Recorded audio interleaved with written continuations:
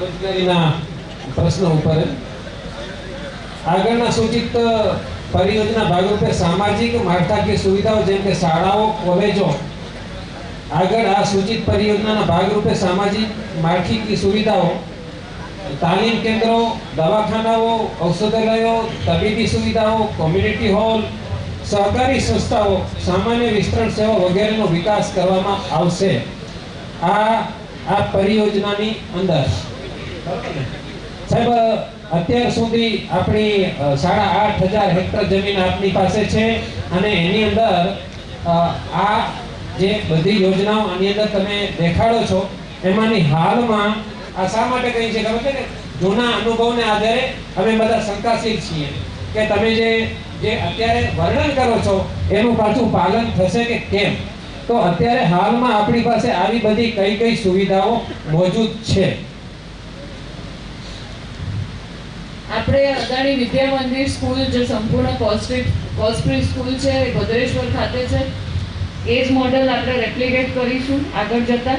આ ઉપરાંત 70 જેટલી અદાણી આપણે મુન્દ્રાની જે શાળાઓ છે એ ઉત્થાન પ્રોજેક્ટ હેઠળ આવરી રહેવાય છે, જેમાં ખાસ કરીને દીકરીઓને ભણવા માટેની તમામ સુવિધાઓ, જેમ લુણીમાં વાત કરી એવી રીતના માછીમાર બાળકોને ભણવા માટે 80% ફીસ અને સ્કોલરશિપ. જો માછીમાર બાળકો જો આગળ ભણવા માંગે હાઈસ્કૂલથી આગળ, તો એમના ભણવા માટેની સ્કોલરશિપ આ બધું અમે એજ્યુકેશનની અંડરમાં કરીએ છીએ. આ ઉપરાંત આઈટીઆઈ સાથે અમારું ટાઈઅપ છે. આઈટીઆઈમાં અમારા અમુક કોર્સિસ જે છે એ ચાલે છે. આ ઉપરાંત હેલ્થકેરમાં મોબાઈલ હેલ્થકેર યુનિટ, 9 જગ્યાએ રૂરલ ક્લિનિક અને જે સીએચસી મુન્દ્રા છે, પીએચસી છે, એ બધાનું નવીનીકરણનું કામ અમે હાથ ધરેલ છે. અને અમુક જગ્યાએ અમે community hall, community centre, training centre વગેરે બનાવેલ છે. અત્યારે સીએચસી પીએચસી સેન્ટરને આધુનિક કરવાનું કામ ચાલુ છે કે ચાલુ છે? સીએચસી મુન્દ્રાનું કામ અત્યારે ચાલુ છે.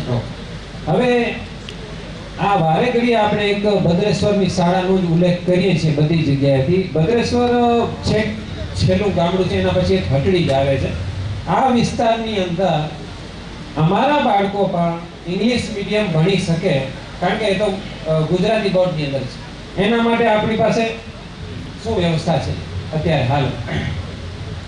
આપણા અહીંના જગપરાના અને આજુબાજુના બાળકો ઇંગ્લિશ મીડિયમ જો ભણી શકે તો એના માટે આ જ અદાણી વિદ્યા મંદિરનું જે મોડેલ છે એ રેપ્લિકેટ કરવા માટે અમે તૈયાર છીએ.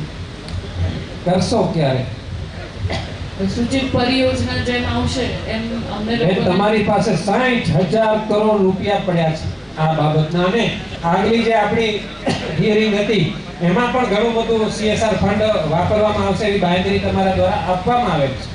તો એનું અત્યારે ઇમ્પ્લિમેન્ટેશન થાય અત્યારે? અમે ચોક્કસ કરીશું.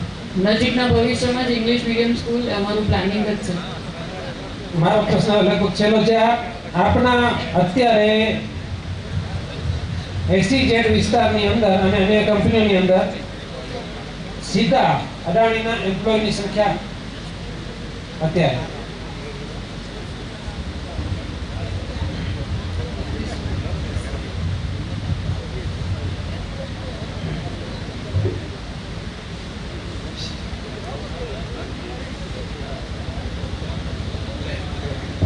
જે SEZ નું ડેવલપમેન્ટ જે ચાલી રહ્યું છે એમાં આશરે જો કહીએ તો લગભગ 30,000 થી 33,000 લોકોને રોજગારી મળેલી છે, જેમાં જે ગુજરાતના જે ડાયરેક્ટની વ્યાખ્યામાં આવે છે એવા 5,000 થી 6,000 લોકો છે અને 25,000 લોકો જે છે એ આઉટસાઇડ ગુજરાત.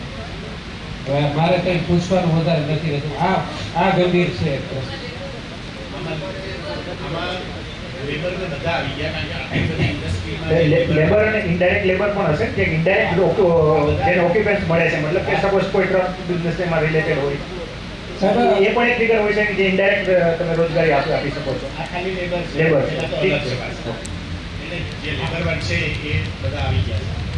આખા પ્રોજેક્ટમાં 30,000 થી 35,000 એમ્પ્લોઈઝ ડાયરેક્ટ છે.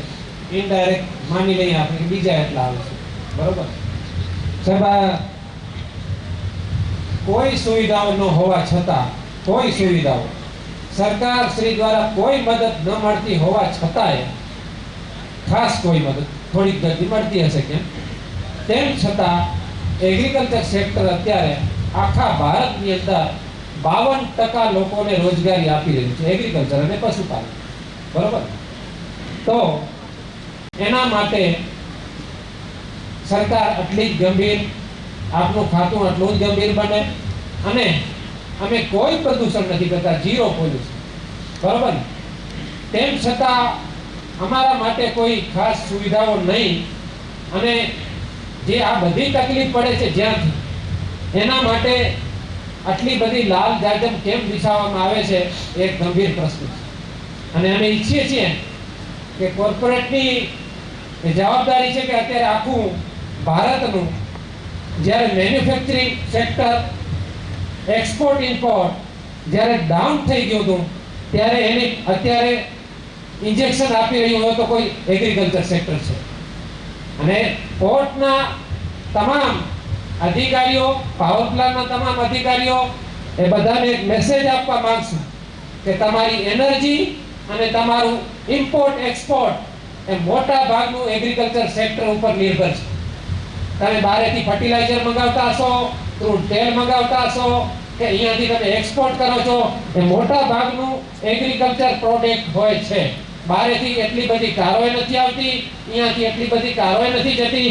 જો કદાચ આપણે ખેડૂતો ઉપર નિર્ભર હોઈએ તો પહેલો હક બને છે ખેડૂતોનો અને પશુપાલકોનો કે એના માટે તમારે મોટામાં મોટા પ્રોજેક્ટ લાવીને એના માટે કામ કરવું પડે. જો એની અંદર તમે ગંભીરતા નહીં દાખવો તો આવનારા ભવિષ્યની અંદર એ જેમ પછી લેફ્ટ અને પૂર્વ ભારતની અંદર જે વિરોધ થઈ રહ્યા છે, ટાટાને પણ વાંથી આ બાજુ આવવું પડ્યું હતું, એવી પરિસ્થિતિ ઊભી થશે અહીંયાના બેરોજગારોને કારણે. એટલે ખેતી ધીમે ધીમે આસપાસના વિસ્તારમાં સંકોચાતી જાય છે, અને લોકોને અહીંયા કને સારી રોજગારી આપના તરફથી નહીં મળે તો આના ગંભીર પરિણામો ભવિષ્યની અંદર ચોક્કસ અમને દેખાઈ રહ્યા છે. અત્યારે ઘણી બધી ચર્ચા થઈ, હજી 2-3 અમારા જ લોકો છે એમને પ્રશ્નો કરવાના છે. સાહેબ, આપનો ખૂબ ખૂબ આભાર. અમે ઘણી જગ્યાએ મુદ્દાથી ભટકીને પણ ચર્ચા કરી, તેમ છતાંય આપના દ્વારા જે મુદ્દાઓ સાંભળવામાં આવ્યા એ બદલ, અને અમારી જે કંઈ પણ રજૂઆતો છે એની ગંભીરતાથી નોંધ લેવામાં આવે, નહીંતર અમારું જીવન પહેલેથી જ આંદોલનકારી છે, ફરી પાછા અમે રોડ ઉપર ન આવી જઈએ એની ખાસ તકેદારી રાખજો. ખૂબ ખૂબ ધન્યવાદ.